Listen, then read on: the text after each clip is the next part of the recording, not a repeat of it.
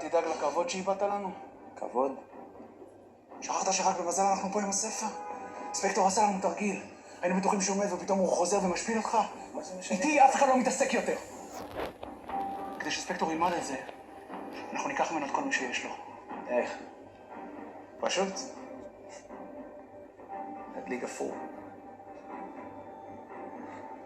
בעוד 3 ימים כשרות לא תגיע לפגישה עם הארי והוא יטוס לקנדה וככה יונתן לא יוולד, אני אהיה המיועד היחיד ואני אוכל לכתוב בספר. ואז אני אחזיר לך על כל מה שעשית בשבילי.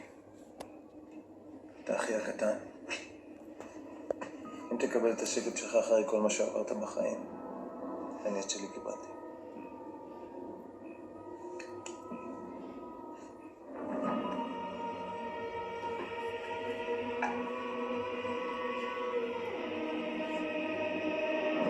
שזה? התאריך שבו ההורים שלי נפגשו פעם ראשונה, וקבעו דייט ליום האחרון של החופש. זה עוד 4 ימים.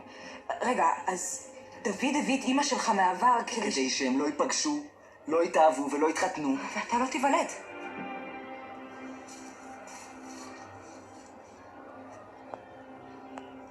בגלל זה קורה לי.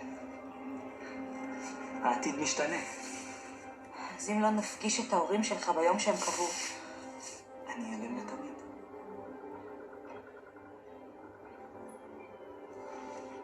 4 ימים זה הרבה זמן, יונתן. לא כשאנחנו לא יודעים אפילו איפה לחפש. אנחנו נמצא אותה.